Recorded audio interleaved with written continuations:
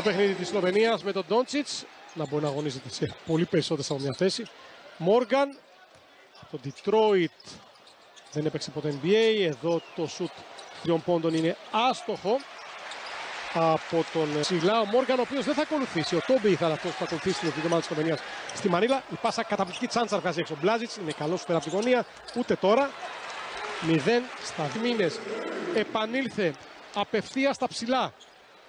Ευστοχώντας εδώ ο Μπλάζιτς στο φάλο του Παρικολάου, ο αρχηγός της εθνικής ομάδας.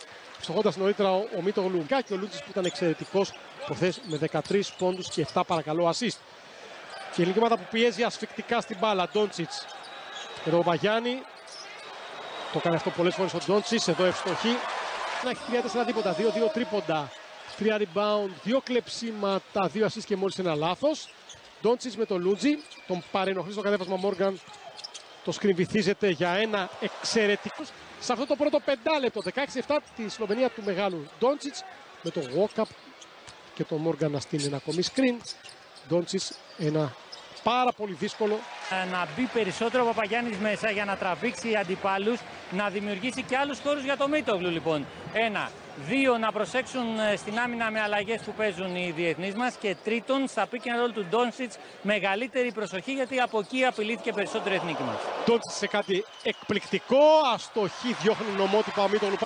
Και μπάλα μέσα. 23-9 με την ελληνική ομάδα να συνεχίζει το showtime απέναντι στη Σλοβενία του Ντόντσιτς. Εδώ με το walk-up, νέο screen από τον Μόργαν. Ντόντσιτς προσθέτει την μπάλα με το σώμα. Κάνει την προσποίηση. Χάνει την μπάλα φάουλ από μακριά, αλλά μπορεί να παίξει με το 2-10 που έχει και κοντά. Ο Γιατρών εδώ. Ο Νίκος Γκάλης με την κόρη του και τη σύζυγό του. Ο Μίτογλου που ξεκίνησε από τα αστέρια του Θόδωρου Ροδόπουλου στη Θεσσαλονίκη και ο walk-up παίρνει την μπάλα μέσα από τα χέρια του Λίτς. Οι οδηγίες Νίκολιτς, Ντόντσιτς. Ντόντσιτς εναντίον όλων. Μετράει το καλάθι Παπαπέτρου σωστά. Που ήταν προχθές άστοχος στις βολές. Είναι τώρα εύστοχος. Είχε 20 κούμπης αλλά ήταν διπαδιαιτές. Μόργαν που ξαναπερνάει στο παιχνίδι. Ντόντσιτς από πολύ δύσκολη θέση. Πάρα πολύ δύσκολη θέση. 32-31 Ελλάδα μπροστά.